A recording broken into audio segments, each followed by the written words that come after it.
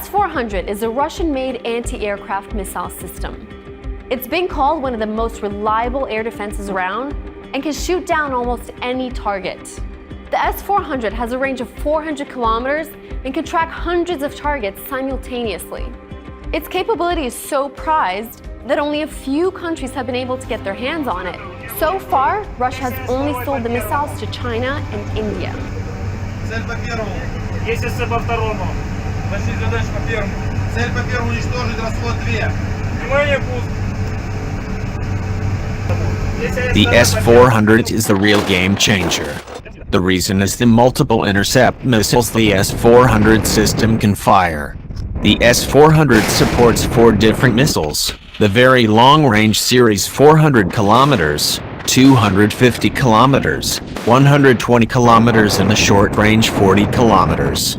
By comparison, the U.S. Patriot system supports only one interceptor missile with a range of 96 kilometers. But there is more. The 9M96E2 is one of the jewels of the S-400 system. It flies at Mach 15 around 5,000 meters per second or 18,500 kph. It can engage targets as low as 5 meters off the ground, and it can maneuver pulling up to 20 Gs. A human can withstand no more than 9 Gs with special pressure suits and helmets, and for only a few seconds. It is designed to knock out penetrating aircraft and missiles flying off the deck or just above ground and neutralize cruise missiles. Dr. Carlo Kopp, one of the world's top aerospace experts, says the S-400 has optional acquisition radars designed to defeat modern stealth aircraft such as the F-22 and the F-35. They work by operating in multiple frequency bands, including both VHF and L bands that can see stealth-protected fighters. Stealth designs have been built on low detection by X-band radars, the most common military and civilian radars. Others, such as C-band, now known as the GH band, are less prevalent. The F-35 has stealth protection mainly in the front of the aircraft, meaning that when it turns away from its target it is vulnerable. In time, the entire air defense system of the US and its allies, all based primarily on X-band, will become obsolete as China and Russia move towards stealth aircraft and missiles. Along with the radar enhancements which may or may not be delivered to foreign customers, Russia has a formidable integrated air defense system, even though the size of its truly modern aircraft fleet is quite small compared to the United States and NATO. Russia lost a decade in the arms race when it had no money to develop and build new aircraft, and its economy today barely supports acquisition of effective numbers of new equipment. Indeed, one of the reasons Russia developed its air defenses along with wanting to counter U.S. stealth aircraft and cruise missiles is because it could not afford a big fleet of modern fighter aircraft. The U.S. administration and Congress should pay close attention to Russia's limited offensive capabilities, not too often in these days of anti-Russian hysteria in Washington. One use of the S-400 long-range missile is against standoff systems including flying command posts and aircraft such as the E-3 Sentry AWACS. These aircraft, which are used by the US and its NATO allies with a squadron stationed in Japan at Kadena AFB and in the UAE at Al Dhafra, are vulnerable to S-400 interceptors and lose their standoff range protection. We may be reaching the end of the AWACS capability, which were originally designed in the 1960s. The S-400 also has capability against ballistic missiles, a feature that surely attracted Saudi Arabia's interest. How good it is against ballistic missiles? No one knows for sure. The Russian breakthrough makes sense in technological terms. The US does not have a true competitor to the S-400 system, and the US is not anxious to see such systems proliferate. Too bad and too late. A complex solution to a complex problem. America's unique electronic warfare and radar suppression abilities includes the Growler, but also many other platforms and ancillary capabilities as well. This complex ecosystem of weaponry and sensors includes various surveillance aircraft, hacking and cyber warfare abilities, active suppression of enemy air defenses tactics and weaponry, along with low observable aircraft and long-range standoff munitions. The last two are especially potent when combined together and electronic warfare support is added. Firing long-range, low-observable stealthy weaponry from even a non-stealthy aircraft gives enough standoff distance to begin taking out an enemy's known air defenses at a safe distance. Today, the S-400 included in most cases.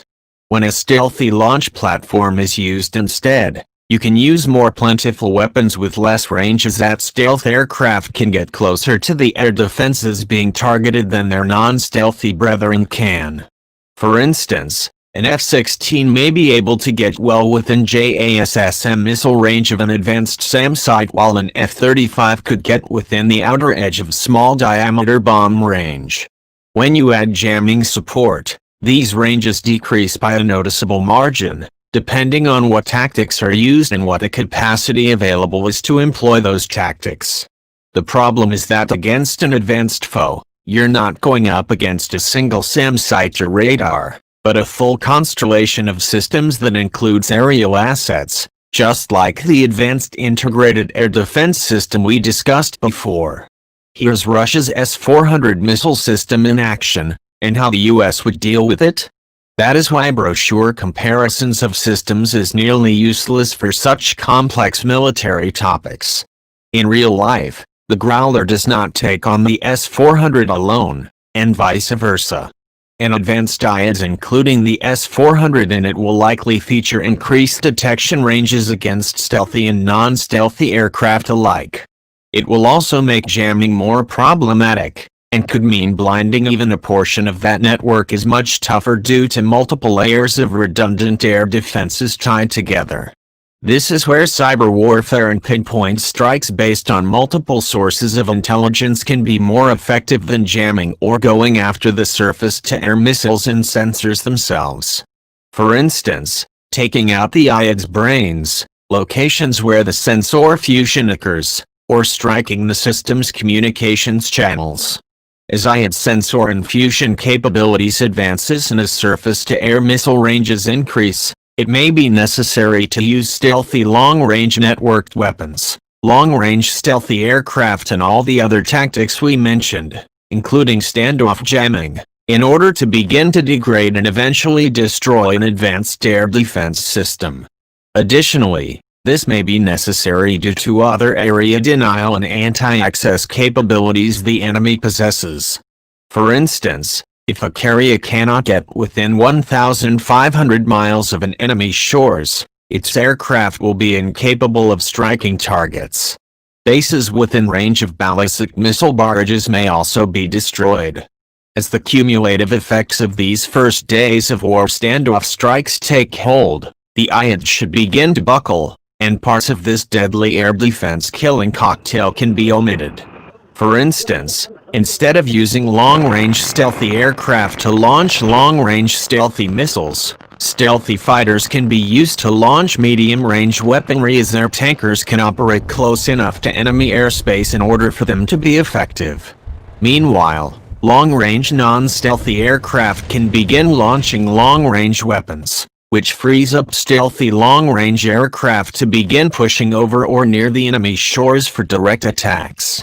Systems like miniature air-launched decoys can be used along with strike assets to push deeper into an enemy's territory, wiping out its air defenses along the way. As time goes on, a sanitized corridor should emerge over enemy airspace, where less complex tactics can be applied and at higher sortie rates. For instance, fighter strikes can be flown with electronic warfare and Wild Weasel support, without the need for standoff weaponry, or in some cases, without stealthy aircraft at all.